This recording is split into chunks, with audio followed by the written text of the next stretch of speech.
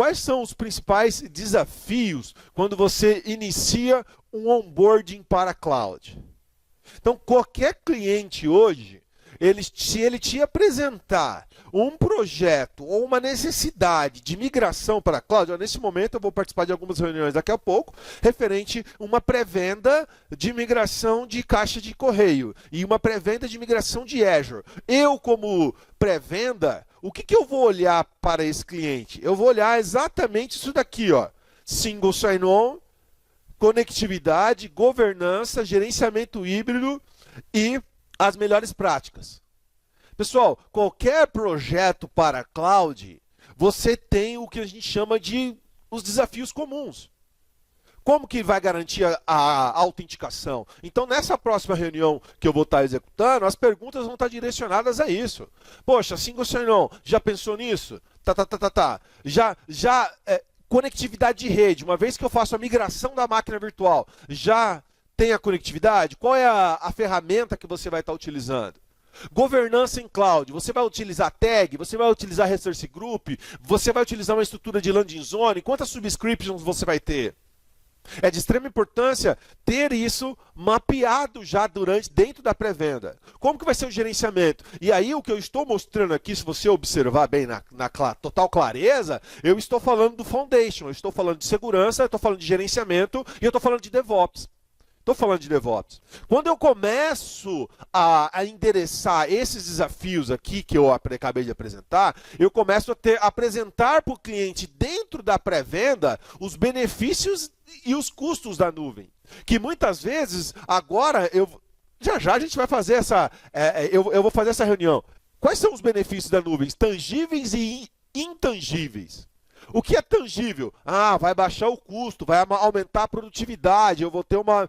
Isso daqui são tudo argumentos para que você possa utilizar na sua pré-venda para ajudar a conclusão do deal. Então, esse slide, ele é killer, pessoal. Esse slide aqui, eu, Vidal, utilizo esse slide... Sim, em toda pré-venda que eu faço, é porque eu já faço tanta pré-venda que é algo que acaba sendo automático. Eu já sei quais são os benefícios tangíveis e intangíveis. E os intangíveis o cara não consegue ver aqui. Menos oportunidade de perdas, foco que... Por exemplo, quando o cara faz uma migração de caixa, ele vai manter o foco no negócio dele, ele vai aumentar a satisfação, ele vai ter colaboração, mas é intangível. Digamos, qualitativo do que quantitativo esse tipo de benefício. Então, eu tenho os dois tipos de benefícios. Do ponto de vista de custo, aí o cliente ainda, você tem custos iniciais, custos recorrentes e custos de rescisão, caso ele pense em voltar. Você, como um profissional de pré-venda, é de sua total responsabilidade, dentro da pré-venda, deixar claro para o cliente quais são os benefícios tangíveis. Então, item por item, na sua argumentação, ou no teu e-mail, ou na sua proposta, você tem que ter isso aqui muito claro, qual vai ser o ganho do cara. E essa perspectiva intangível também tem que estar muito claro ali, dentro da sua proposta. Custos iniciais tem que estar claro, recorrência e se ele pensar em voltar. Veja só, se você apresenta uma proposta com tudo isso discriminado, você concorda que é um diferencial hoje? Se na sua proposta você discrimina custos iniciais, implantação, treinamento, mudança, custo da recorrência, qual é o suporte, qual vai ser o custo no Azure, tal, o valor, tudo isso detalhado na proposta, pessoal, ser bem sincero, é a melhor pré-venda. É o pré-venda Cloud Expert, é o pré-venda 5 estrelas. O que eu estou mostrando para vocês aqui é o ouro do ouro de pré-vendas em cloud. Que eu já realizo isso há um tempo e agora estou compartilhando isso com vocês. Ok? É o meu dia a dia. É o meu dia a dia. Ok? É o meu dia a dia. Uma vez que você deixou claro isso, agora eu quero colocar aqui. Poxa, Vidal, eu entendi que existem desafios aqui quando a gente vai falar de onboarding para a cloud. Eu identifiquei que eu tenho que mapear exatamente single sign-on, network e tal. Nos próximos slides, qual que é o meu objetivo aqui? Deixar bem claro para ti como que você faz isso. Então vamos lá. Do ponto de vista de single sign-on, de identidade, quais são as melhores práticas, os design patterns corretos para um ambiente de gestão de identidade, quando a gente fala de acesso? Vamos falar de identidade primeiro. Então, o que eu tenho que olhar quando eu falo de gestão de identidade? O que eu tenho que fazer? Eu tenho que ter um ambiente que vai ter um ambiente on-premise, vai ter o meu ambiente LAN, a minha DMZ, e o que eu vou te apresentar aqui são boas práticas. Você vai colocar um AD Connect no seu ambiente, esse AD Connect vai se conectar com um tenant no Azure e vai permitir a conectividade da autenticação. Muito bem? Agora, para eu vou colocar um gateway de VPN aqui, beleza? Como que eu conecto isso com o Azure? Eu vou conectar com o Azure da seguinte forma. Eu vou criar uma VNet no Azure, vou colocar um gateway no Azure, vou colocar um servidor de Jumpbox. Pessoal, você precisa ter um Jumpbox dentro da sua arquitetura.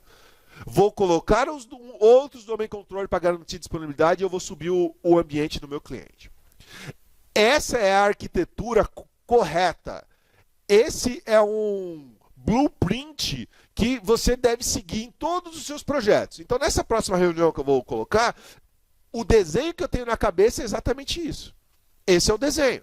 Eu só vou questionar o cliente em cima de cenários para chegar para ver se ele está atendendo essa perspectiva.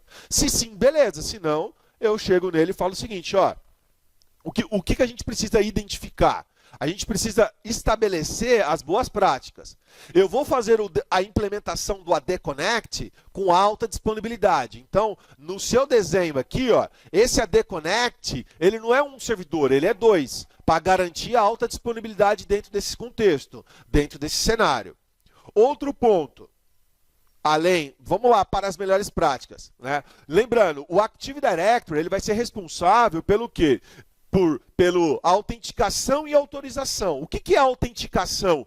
Você é você mesmo? O usuário e senha está certo? O certificado digital, o Multi-Factor Authentication está certo? Isso é autenticação. O que é autorização? Uma vez autenticado, eu posso ou não posso fazer uma ação dentro do sistema, ou dentro do Azure, ou dentro daquele portal?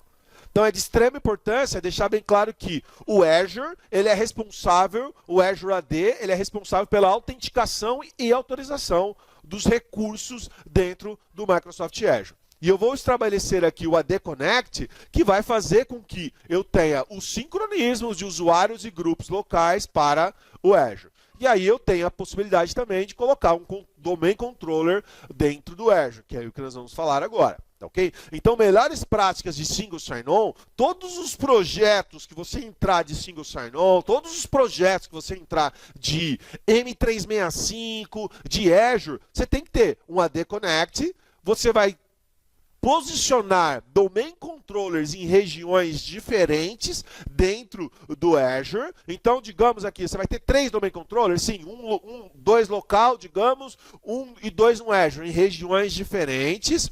Você já vai implementar a questão de Availability Set dentro desses domain controllers e também a Availability Zone. Tudo isso para garantir a alta disponibilidade do seu ambiente de single sign-on.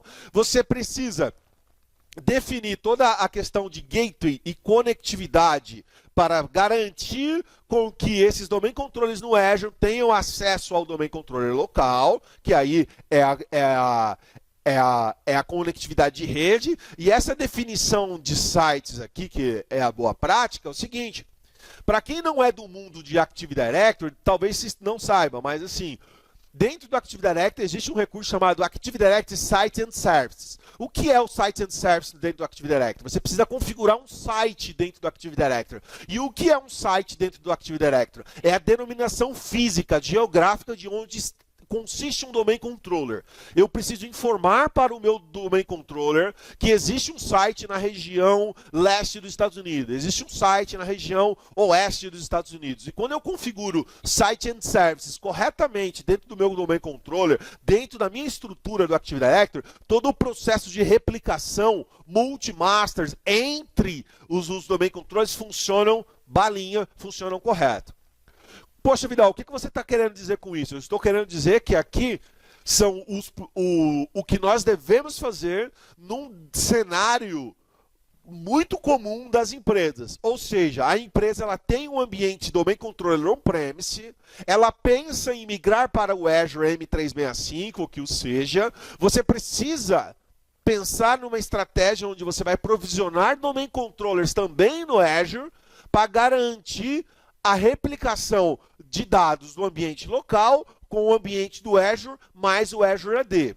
Tá ok? Porque, poxa, Vidal, mas não é só eu catar e colocar o AD Connect e sincronizar com o Azure AD? Sim, beleza, isso funciona, mas não é uma boa prática. A boa prática é você também posicionar um Domain Controller dentro do Azure, para subir uma VM como Domain Controller, estabelecer o gateway de conectividade e garantir uma alta disponibilidade para o serviço de gestão de identidade. Esse é um outro nível de uma pré-venda de M365, é um outro nível de pré-venda de gerenciamento e integração de identidade.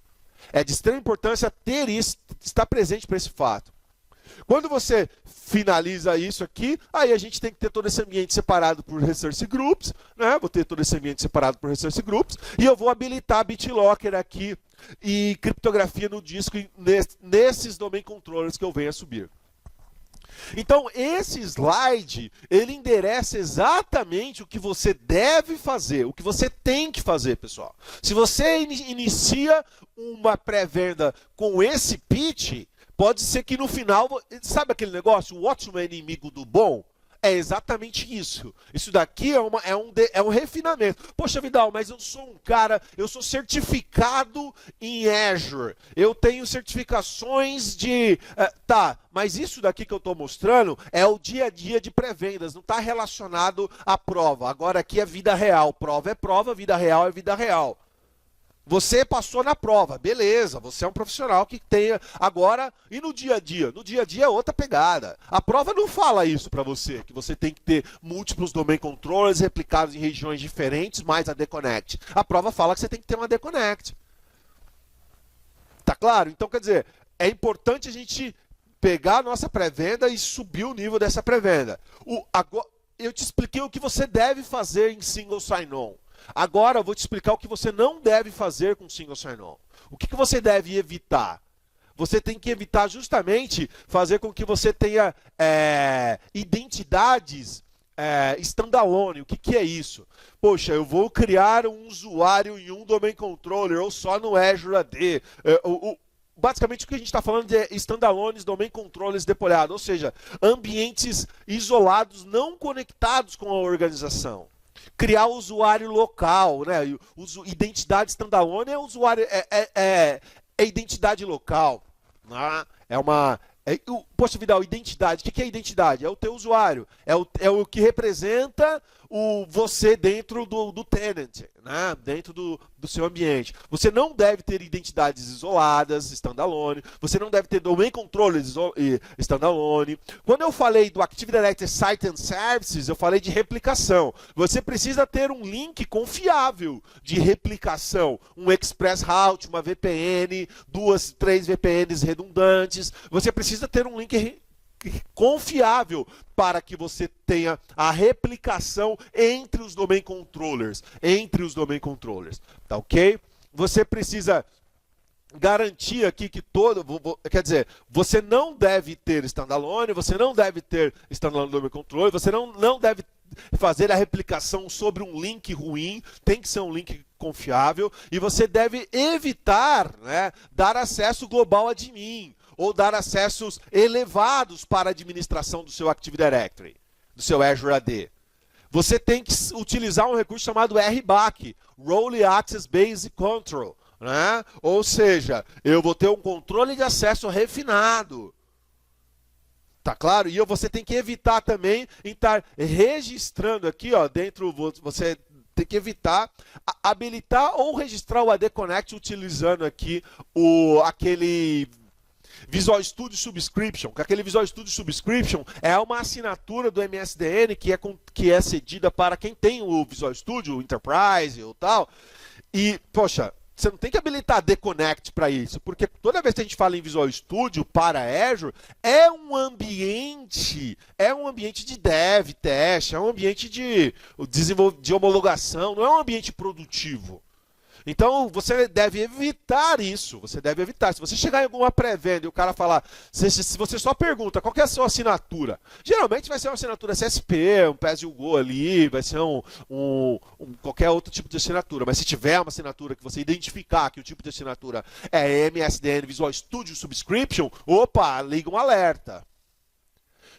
O que eu estou querendo falar aqui para você agora? Ponto de atenção. Você é um camarada que está buscando uma formação de pré-vendas ou gestão de serviços cloud. Gestão de serviços cloud. Muito bem. Para single sign-on, você tem que mapear isso. Ó, vamos voltar. Aqui é o que você deve fazer. E aqui é o que você não deve fazer. Tá ok? Você não deve fazer. Do ponto de vista de gestão de identidade. Do ponto de vista de gestão de identidade e acesso. Agora, vamos falar um pouco de governança cloud. Já falamos aqui dos princípios de design de identity, agora vamos entrar em cloud governance. Do ponto de vista de governança, o que você tem que fazer? Né? O que você tem que fazer? Você tem que ter muito claro o conceito de tenant e subscription.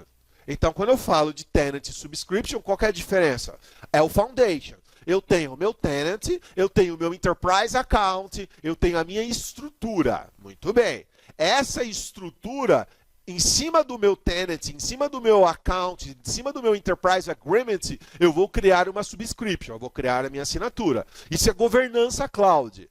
A partir do momento que eu tenho a minha subscription, eu vou criar políticas nos meus resource groups e vou definir uma taxonomia, que são as tags. Ou seja, eu vou taguear todo o meu ambiente. Uma vez que eu defini esses pilares, eu tenho um foundation, defini os pilares da minha governança cloud, agora eu vou partir para os recursos. Eu vou trabalhar com tags, eu vou trabalhar com resource group, eu vou trabalhar com RBAC, olha lá, Role Based Access Control. Vou trabalhar com lock de recursos, Azure Automate para automação, tá vendo aqui? Já conectei com DevOps. E mais o Subscription Monitor. Tudo que isso aqui acontece dentro da minha assinatura. Qualquer projeto em cloud, você precisa mapear esses princípios de governança para a cloud. Ah, Vida, hoje eu não faço isso. Opa, passe a fazer, passe a fazer. É de extrema importância você ter essa clareza aqui. E o que eu estou mostrando aqui se aplica para Azure, sim, e para a AWS também, e para Oracle. Pessoal, isso aqui é governança cloud. Troca esse nome aqui de AWS para Azure. De Azure para AWS e vice-versa. Por quê? Dentro da AWS eu tenho tags? Tenho. Eu tenho resource groups? Tenho. Eu tenho RBAC? Tenho. Eu tenho lock? Eu tenho AWS Automate? Tenho. Eu tenho a assinatura Monitor dentro da... Tenho, pessoal. Isso daqui se aplica para a cloud. De novo, essa aqui é uma formação de pré-vendas, é uma formação de gestor de serviços cloud, olhando o todo, não focando somente em Azure. Porque você precisa ter essa fundação para depois a gente entrar em serviços de web app, em serviços de data warehouse, em serviços de Kubernetes. Isso aqui prepara você para na hora que a gente for falar de Kubernetes, ou de web app, ou de data warehouse, você já sabe, poxa, tá, entendi, Vidal, entendi, eu já tenho que ter uma governança. E o que você não pode fazer do ponto de vista? Você tem que evitar. O que você tem que evitar? Ter um número muito grande de assinaturas, de subscriptions, dar acesso de owner na subscription, garantir acesso aos recursos da subscription para guest account, né? É importante você criar o usuário member access e não permitir tanto o acesso externo, que é o guest, né? Isso aqui é governança pura, né? Fazer com que o seu resource group criado numa região, os recursos estejam criados na mesma região, não diferentes. que você está dizendo, Vidal? Eu estou dizendo o seguinte, quando você cria um Resource Group, você pode criar ele na região Brasil, mas a VM você pode criar na região Estados Unidos. Mas o que significa isso? Significa que eu tenho a possibilidade de ter um Resource Group numa região e o recurso, o objeto numa outra. Isso não é bom, isso não está correto, né? Isso não é uma boa prática, não é uma boa governança. Então, para a governança, você tem que evitar isso, né? Você tem que evitar isso. Tá, ok? E da mesma forma, né?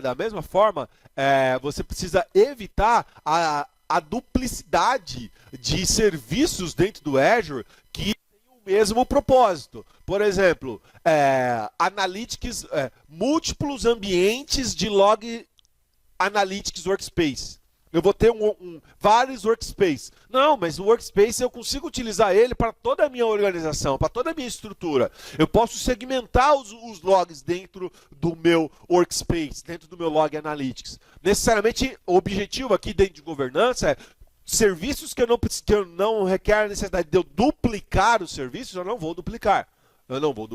Então, esse é um ponto importante a ser levado em consideração aqui. Tá, ok?